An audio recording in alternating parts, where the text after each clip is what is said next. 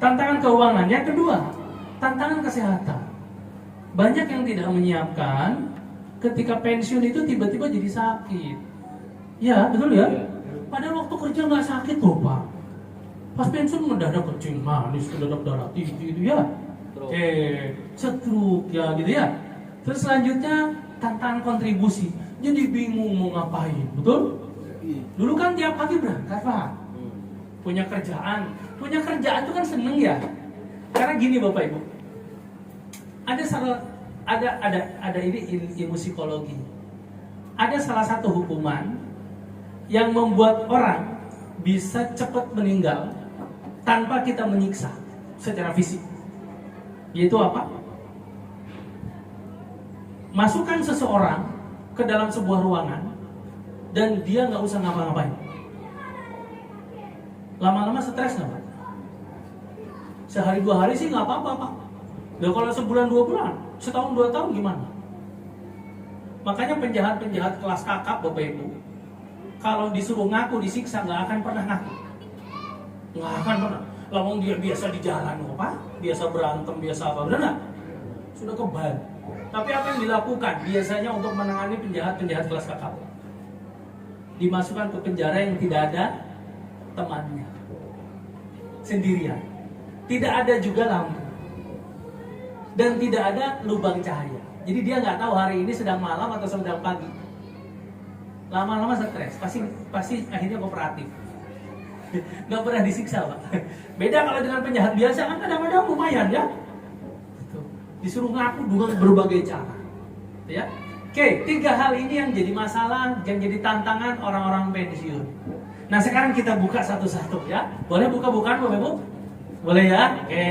Saya akan menjelaskan dengan cepat ya. Nanti setelah ini kita bisa diskusi. Oke. Pertama tantangan keuangan. Oke. Mbak Alfi, ayo kita buka aja Mbak Alfi. Banyak para pensiunan tidak menyiapkan dana pensiun. Betul apa betul? Oh, tiba-tiba kaget tuh, kok nggak ada duit gitu. Waktu kerja dulu nggak nabung ya. Yang kedua, sewaktu aktif bekerja, gaya hidupnya mahal. Iya Pak. Ya seperti yang tadi saya cerita Pak Desa itu, wah pengen ke Bali berangkat, pengen mana, tiba-tiba nggak punya jabatan lagi nggak bisa kemana-mana. Ya, gaya hidupnya udah tinggi banget waktu bekerja. Terus, nah punya dana pensiun, tapi bingung ini buat apa ya? Coba sekarang Bapak Ibu kalau punya uang, misal 100-200 juta gitu ya, kalau disimpan di tabungan lama-lama kan habis ya. Benar ya? Ada aja yang harus dibeli mendadak. Pernah nggak ngalamin Bapak Ibu punya uang di dompet 500 ribu bisa? Tiba-tiba pengen ganti ban motor lah. Mau kan? Tiba-tiba pengen ngecat rumah. Padahal waktu duit nggak ada, nggak kepikiran loh Pak. Terus selanjutnya, nah akhirnya punya dana pensiun pun dipakai untuk kebutuhan sehari-hari dan akhirnya habis. Ini masalah bukan Bapak Ibu? Masalah bukan? Masalah. Nah ini baru ngomongin keuangan, sekarang ngomongin kesehatan. Apa aja nih masalahnya? Coba kita lihat. Ya, kan tadi ada berapa masalahnya? 3 ya. Nah sekarang kita ngomongin kesehatannya.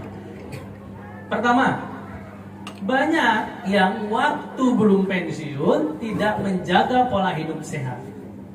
Akhirnya ketika pensiun jadi masalah. Nah ini juga unik Bapak Ibu di Indonesia. Kira-kira gini, kalau Bapak Ibu bekerja di sebuah perusahaan, waktu sakit ditanggung nggak? Ditanggung ya, betul ya? Berarti perusahaan ngeluarin duit nggak? Ngeluarin. Betul apa betul Bapak Ibu? Nah pertanyaannya, kalau karyawannya tidak pernah sakit, karyawannya dikasih hadiah nggak? Hah? Nah ini yang harus dirubah, harusnya di perusahaan-perusahaan. Jadinya orang nggak semangat untuk sehat. Kenapa? Karena waktu sakit dibayarin kok. Akhirnya orang nggak apa-apa lah hidup semeraut juga nggak apa-apa. Toh waktu sakit pun dibayarin. Nah kalau di luar negeri sekarang dirubah aturannya Bapak. Orang yang tidak pernah sakit dikasih hadiah. Jadi semuanya berlomba-lomba sehat. Kenapa? Supaya dapat hadiah. Biasanya akhir tahun. Kan sama-sama ngeluarin duit. Masa yang sakit ditanggung, yang sehat nggak dikasih hadiah? Iya, kan jadinya nggak adil ya. Oke. Nah, oke, yang kedua. Oke. Karena sakitnya terjadi ketika pensiun, pas pensiun uang yang ditabung selama ini kepake, iya, akhirnya duitnya habis nggak? Habis Bapak Ibu, ya udah nabung capek-capek, dibeliin rumah, dibeliin tanah, pas pensiun dijual lagi. Ada nggak yang kayak gitu? Ini dia Ya, selanjutnya masalah orang pensiun. Nah, waktu bekerja sehat, pas pensiun divonis penyakit kritis. Banyak yang seperti ini? Ya. Dan akhirnya kemampuan bekerja juga jadi menurun. Ya. Oke. Ini baru 2 masalah. Sekarang masalah ketiga yang biasa dialami. Oke. Masalah kontribusi. Ya, jadi gini Bapak Ibu.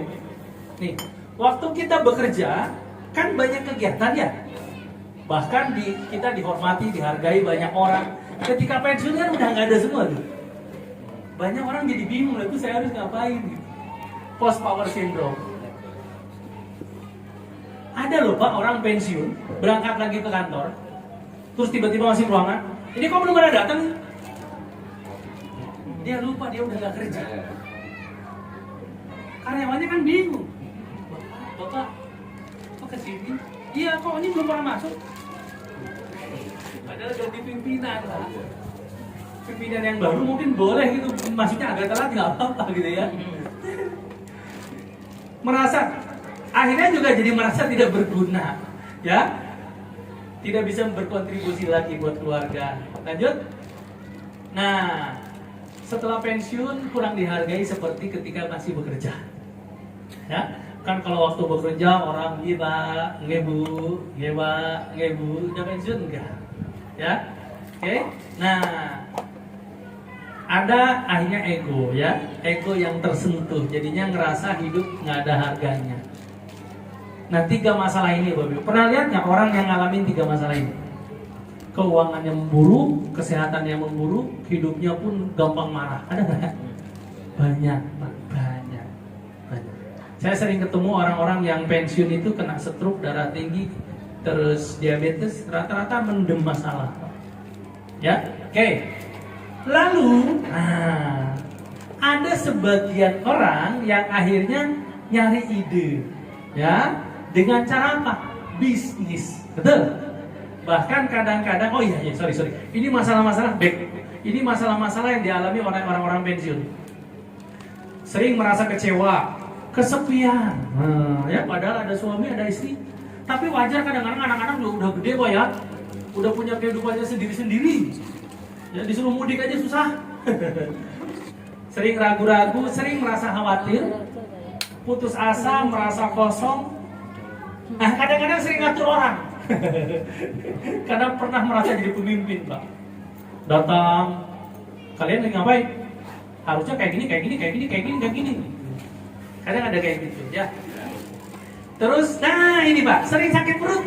Nah, kenapa? Karena kalau bapak-bapak sering khawatir, sering kecewa, biasanya lambungnya kena. Ya, lambungnya kena. Oke, lanjut, Bu Alfi. Oke. Nah, terus akhirnya Bapak Ibu banyak yang pengen punya kegiatan dengan menjadi seorang pebisnis. Betul? Punya nggak teman yang pensiun jadi pebisnis, punya nggak? Bahkan biasanya sebelum pensiun sudah ada program seminar bisnis biasa di kantor ya. Bisnis persiapan pensiun judulnya. Nah, oke. Nah, bisnis saat pensiun. Ada 3 bisnis yang biasanya diambil oleh Bapak Ibu yang menjelang pensiun ya. Yang pertama, bisnis konvensional, investasi, properti. Nah, konvensional apa aja? Contohnya rumah makan, kuliner. Nah, kalau di Bojonegoro makanan khasnya apa nih? Pecel. Pecel rawon. Aku pensiun biar ada kegiatan buka usaha pecel. Akhirnya sewa ruko, cari karyawan, beli alat masak lengkap. Wah, ini lupa Kenapa? Karena ternyata membangun bisnis tidak mudah. Harus cari tempat, karyawan, modal, dan harus kerja tanpa libur. Kalau karyawan Pak, berangkat pagi pulang sore. Kalau bosnya boleh nggak kayak gitu? Kadang bosnya tidur di warung Pak. Perlu stok barang, harus standby, nggak bisa piknik Pak kalau udah punya usaha. Ya, Bapak Ibu punya toko, bisa nggak ditinggalkan?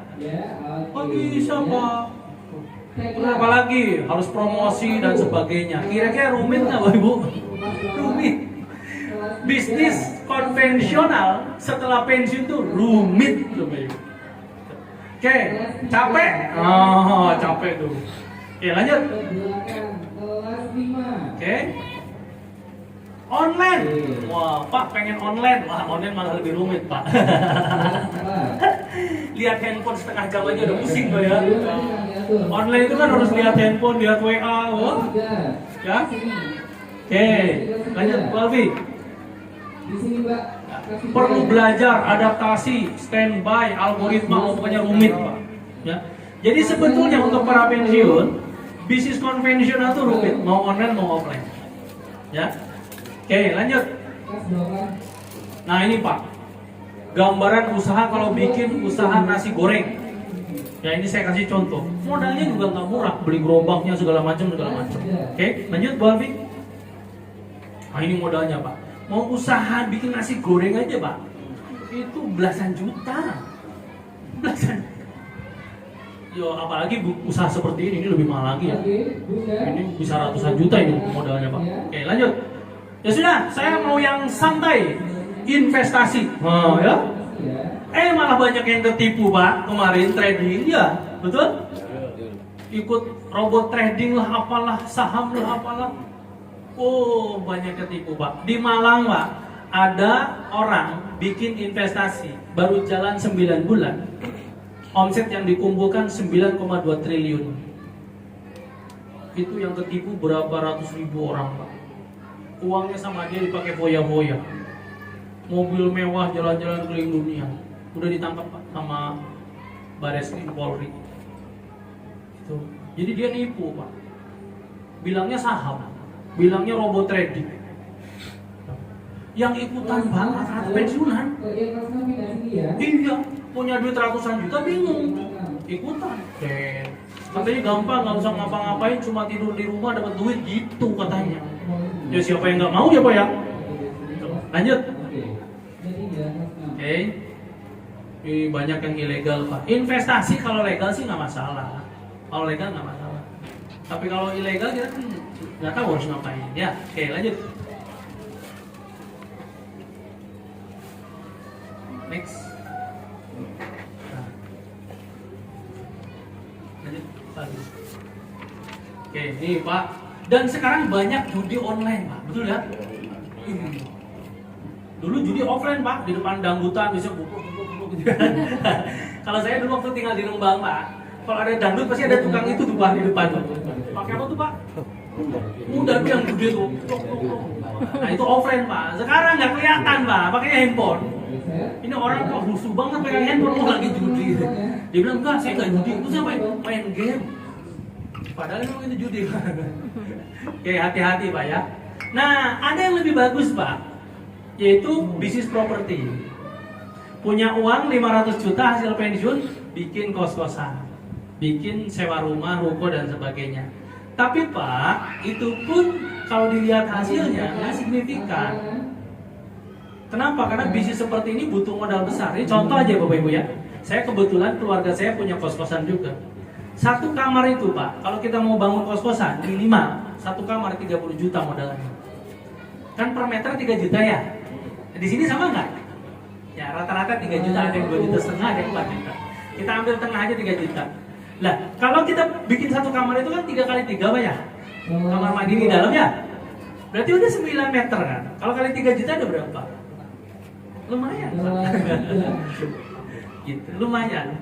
3 kali 3 kali 3 9 kali 3 juta. Berapa tuh? 27 ya. Udah gebuk aja 30 plus masang neon segala macam. Itu baru satu kamar Pak. Lah kalau Pak Ali pengen punya 10 kamar 30 juta Pak. 300 juta Pak. Belum nyari yang nungguinnya. Dipotong gaji, itu habis Pak. Makanya punya kos-kosan itu modalnya besar, kalaupun dapat hasil nggak bisa banyak.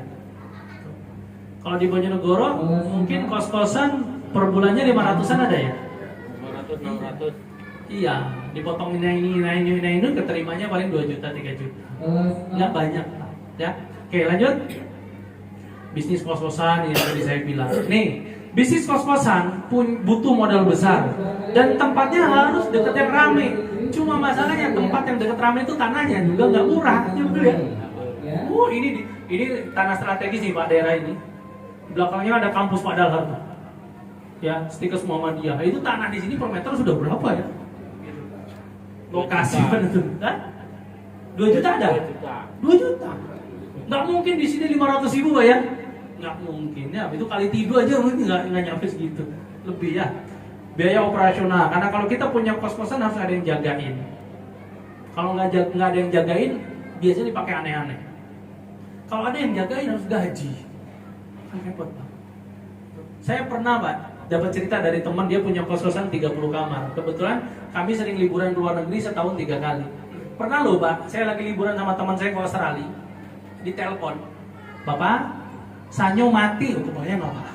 Lagi liburan loh, Sanyo mati. Di Australia masa pulang ini bisa benerin Sanyo? Iya kan? Keluhan anak kosan, Pak, lampu mati, genteng bocor. Itu yang ditelepon siapa Pak? Yang punya. Terus balik modalnya lama, ya. Kadang terbengkalai, biaya maintenance-nya juga lumayan.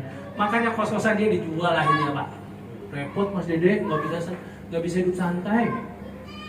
Ya kalau kita nggak balas kasihan, mereka udah bayar. Nah, Bapak Ibu, jadi ternyata bisnis konvensional, investasi, properti juga tidak mudah ya. Nah, saya perkenalkan solusi buat Bapak Ibu, namanya Retire Rich Solution. Kira-kira kalau saya ceritain solusinya mau apa mau banget?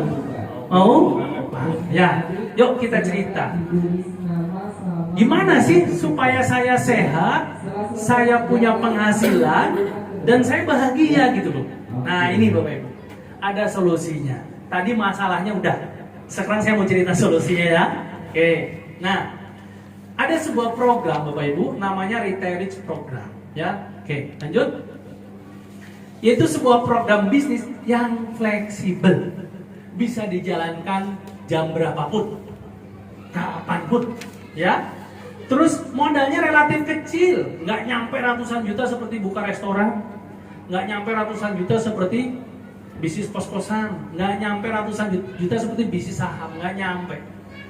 Akhirnya karena modalnya kecil, resikonya jadi kecil kan, resiko dengan modal berbanding lurus. Ya, selanjutnya mudah dijalankan dan bermanfaat untuk kesehatan. Ingat Bapak Ibu, kita pengen bukan hanya kaya juga sehat. Karena harta terbesar dalam hidup kita adalah badan kita kan, betul ya? Ya. Oke. Terus ada potensi bisa dijalankan siapapun, kapanpun, dimanapun. Ada potensi passive income-nya. Passive income tuh gini Bapak Ibu. Bapak Ibu kebayang nggak kalau Bapak Ibu punya perusahaan air minum pakai PDAM, baik? Kira-kira enak yang jadi punya PDAM apa enak yang jualan air clean? Ayo. Enak kayak PDAM ya? Ya, cuma nyambungin air dari mata air, dimasukin ke rumah-rumah, nanti yang punya rumah bayar masing-masing, betul? Iya. Beda dengan jualan air keliling. Nah, dulu contoh saya di Rembang. Waktu saya di Rembang, seumur hidup orang Rembang harus beli air minum dari orang Lasem. Seumur hidup. Kenapa? Karena air Rembang itu tidak bisa diminum, Pak. Ya, yang bisa diminum hanya airnya Lasem, namanya air Kajar. Mungkin Bapak Ibu pernah dengar, air pegunungan. Jadi saya 10 tahun tinggal di Rembang tuh beli air tiap hari. Orang ada yang keliling pakai mobil. Kalau saya berpikir daripada jualan air pakai mobil kan dimasang pipa ya, Pak. Ya, walaupun ada modal sekali, kesananya tinggal perawatan. Nah, passive income itu seperti itu, Pak. Seperti kita membuat saluran air yang airnya ngalir terus. Ya. Oke. Oke. Terus nanti juga ada namanya program liburan gratis. Buat Bapak Ibu yang ngambil program ini nanti akan diberikan hadiah jalan-jalan ke luar negeri setahun 3 kali. Mau apa mau banget? Iya. Kalau bisa umroh Pak ya? Umroh kalau tiap bulan mau apa mau banget? Mau ya. Ada Pak yang bisa kayak gitu ada. Saya kebetulan pernah waktu saya dulu umroh saya ketemu dengan bapak-bapak. Dia nanya ke saya, "Dek udah berapa kali?" Ini baru pertama. Oh, kalau ibu udah berapa kali sama bapak? Udah lupa deh, kadang setahun bisa 5 kali. Ya ampun, kalau punya uang ternyata enak Pak ya. Umroh kan nggak usah pakai izin, Bapak Ibu tinggal daftar bayar berangkat kan? Iya, oke. Terus nanti akan dapat reward dan sebagainya ya. Oke. Next. Nah, siapa penemu program ini Bapak Ibu? Nah ini, orangnya luar biasa. Karena beliau adalah salah satu orang terkaya di Cina dan banyak melakukan kegiatan sosial dan amal dan peredaran doktor UNESCO PBB. Jadi ini orang pintar, cerdas, jenius. Dia yang punya program yang namanya Retire Rich ini, ya. Oke. Nah, program ini Bapak Ibu sudah jalan. Di mana? Di 229 negara selama hampir 30 tahun, ya.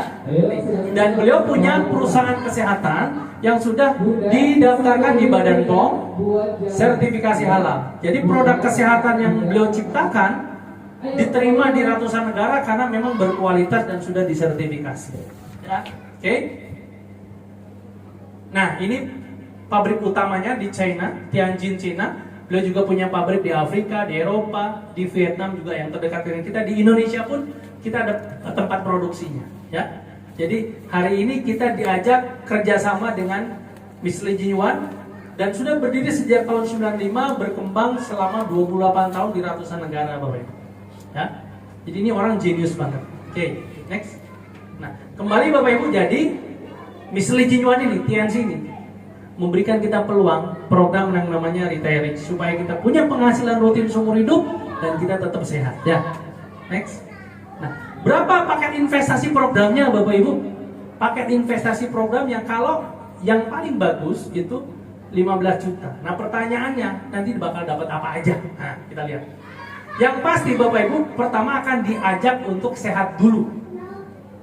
Jadi nanti kita dikasih produk dari perusahaan ini yang ada di ratusan negara ini supaya kita sehat. Kenapa? Karena kan yang penting sehat dulu ya. Iya kan? Tadi sudah dicek kesehatan semuanya. Nah, nanti ketahuan tuh hasilnya, Pak. Gimana kondisi tubuh kita. Yang kedua, kita juga nanti diberikan satu buah bisnis yang bisa dijalankan nanti bareng para mentor Bapak Ibu, ya. Terus nanti Bapak Ibu akan diberikan mentoring sampai jalan, sampai punya penghasilan. Bisnis restoran ini, walaupun modalnya besar, belum tentu punya mentor, betul?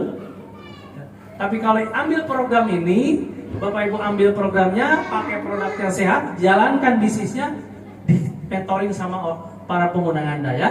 Oke. Nah, nanti juga kita akan join, bergabung di sebuah komunitas internasional bernama Retire Rich. Ya, karena yang menjalankan ada di 229 negara. Oke.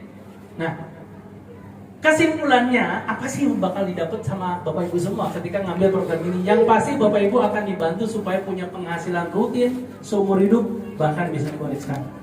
Yang kedua, Bapak Ibu akan diajak sehat. Nah, yang ketiga ini yang menarik Bapak Ibu. Kalau Bapak Ibu berhasil di program ini dalam beberapa bulan ke depan, dalam 1-2 tahun ke depan, Bapak Ibu akan diminta untuk melatih orang lain supaya bisa juga. Nah, kira-kira mau apa mau banget? Bapak Ibu akan diminta jadi mentor, Pak. Nah, nanti kerjaan mentor apa? Bapak Ibu akan diminta keliling Indonesia, keliling luar negeri, dikasih tiket pesawat, dikasih hotel, dikasih uang saku untuk jadi mentor untuk yang lain. Mau apa mau banget, Pak? Misal, Bapak nanti ditelepon sama kantor Tianjin, Bapak mohon maaf, Bapak jadwal ngisi seminar di Papua. Mau apa mau banget, Pak? Tiket pesawat disiapin, hotel disiapin, Bapak tinggal banget ke bandara aja. Itu nanti kalau sudah berhasil, namanya berkontribusi, ya. Oke? Lanjut. Nah, ada 7 penghasilan yang Bapak Ibu akan dapat dari program ini. Dari mulai sponsoring, pasangan dan sebagainya nanti dijelaskan oleh para pengundang Anda. Nah, terus ngapain aja Pak Dede? programnya itu kalau sudah ngambil gampang Bapak Ibu. Ya, kalau di luaran nih kan Bapak Ibu kalau punya bisnis harus presentasi kan gitu, ya. Harus promosi produk, harus promosi bisnis, harus rekrut orang kan gitu kalau di luaran ya. Oke. Kalau di program ini enggak, ini kita coret semua Bapak Ibu. Karena kerjaannya bukan ini. Ya, kerjaan Bapak Ibu di program ini hanyalah memperkenalkan para mentor Bapak Ibu ke orang-orang yang Bapak Ibu kenal. Biarkan beliau-beliau yang menjelaskan program ini, menjalankan program ini bareng Anda. Jadi Anda tidak melakukan ini semua Bapak Ibu. Anda tidak presentasi, tidak rekrut orang, tidak. Ini semua nanti akan dilakukan oleh para mentor Anda, ya. Oke. Nah, di sini ada Bu Wiwi, ada Pak Dalar, ada Pak Joko, ada Pak Haji Fadoli. Beliau-beliau yang nanti akan menjalankan, membantu Bapak Ibu semua, ya. Oke. Kerjaan Bapak Ibu hanya mengundang aja, gitu, ya. Nanti yang presentasi, tim mentor, undangannya disiapkan, waktunya juga sudah disiapkan, ya. Oke. Dan kita tidak usah mengajak banyak orang, Bapak Ibu, ya. Kita cukup mengajak beberapa orang untuk belajar bareng program ini. Ya, siapapun, ya. Nih, terus pada dia siapa aja yang perlu saya ajak untuk ketemu mentor saya? Pertama, yang pengen, orang yang bingung investasi. Misal orang itu sudah punya uang tapi bingung mau ngapain gitu. Nah, orang seperti itu. Yang kedua, orang yang nggak punya program pensiun. Banyak nggak yang kayak gini, Pak? Banyak. Ya, ini orang bingung juga tuh. Yang ketiga, orang yang pengen hidup sehat. Nah, kira-kira orang yang pengen hidup sehat ada nggak? Banyak, semua ya. Selanjutnya, nah, orang yang senang jalan-jalan ke luar negeri, punya teman yang senang jalan-jalan ke luar negeri? Yang senang umroh punya nggak? Ada Pak. Di Bojonegoro saya yakin ada. Kalau nggak percaya tanya ke travel umroh. Punya nggak teman yang kerja di travel umroh atau punya travel umroh? Pasti dia punya nasabah rutin. Pasti punya. Ini loh si bapak ini setiap bulan sekeluarga berangkat. Ada biasanya itu nasabah spesial, ya. Terus orang yang pengen punya usaha. Mungkin Bapak Ibu pernah dengar ada relasi keluarga saudara yang ngeluh pengen bisnis tapi kok bingung yang Pak bisnis apa? Oke. Selanjutnya orang yang pengen memberikan warisan yang bermanfaat untuk keluarganya. Bapak Ibu pengen mewariskan harta apa hutang? Ayo, coba siapa yang pengen mewariskan harta? Coba, ngacung. Oh semuanya, ya betul ya. Coba ngacung siapa yang pengen mewariskan harta? Ngacung. Oh semuanya, ya. Iya masa mewariskan hutangnya kasihan ya Ibu ya. Oke, nah, oke. Kalau nanti sudah berhasil uang Bapak Ibu banyak ya terserah mau dipakai apa aja boleh. Boleh ya. Oke, lanjut Bu Alfi. Mau dipakai untuk usaha-usaha investasi di tempat lain, mau franchise, mau investasi properti segala macam boleh karena uangnya sudah mengalir rutin ya. Oke, sekali lagi coba saya nanya siapa di antara Bapak Ibu yang pengen pensiunnya sehat, coba ngacung. Nah, semuanya ya. Semoga jadi doa betul. Oke. Siapa yang pensiunnya pengen kaya, Bapak Ibu coba ngacung. Wah. Siapa yang pensiunnya pengen sengsara? Enggak. Siapa yang pensiunnya pengen bahagia? Coba, ngacung. Oke, ya atau ya? Ya? Iya. Oke, lanjut. Nah, terus Pak Dede, kalau saya bergabung, mentornya siapa aja sih? Selain orang-orang yang mengajak Bapak Ibu hari ini, kita juga punya mentor-mentor hebat. Nih, saya jelasin satu-satu. Ini namanya Pak Rizky Kanata. Beliau sekarang Bapak Ibu punya relasi bisnis dari program ini jutaan orang, ya, usianya 35 tahun, sudah sangat sukses. Yang kedua ada Panangga Sugara, ini mahasiswa ITB, ini Panangga Sugara, beliau dosen dari Bandung, ya, beliau dosen, beliau juga dulu karyawan, programmer. Nah ini ada namanya Haji Agus, ini dari Makassar, beliau dulu Bapak Ibu seorang pengusaha yang terlilit hutang miliaran. Setelah diajarkan program ini, beliau ikut dan beliau pun pakai produknya sembuh dan alhamdulillah hutangnya lunas, bahkan sekarang jadi punya hotel. Namanya Hotel The Capitol. Ini murni dari penghasilan dari program ini. Nah, buat Bapak Ibu yang pengen punya kos-kosan tuh, nah ini malah punya hotel ya. Dari hasil dari usaha ini, Pak. Ya. Oke, selanjutnya Ini semua punya mentor yang hebat, yang bernama siapa? Namanya Pak Louis Tendea. Ini luar biasa Bapak Ibu. Dulunya beliau tukang panci keliling, lulusan SMA tukang panci keliling. Beliau tahun 2001 dijelaskan program ini, beliau jalankan, dan sekarang beliau punya passive income miliaran dari program ini. Dan beliau juga sehat. Saya kalau ketemu beliau tuh kok heran, makin kesini makin muda umurnya. Ternyata kalau duit banyak itu wajah tuh mempengaruhi gitu ya. Betul ya Pak ya? Banyak duit, sering jalan-jalan gitu ya, ternyata mempengaruhi kualitas wajah. Oke? Nah ini saya Bapak Ibu ya.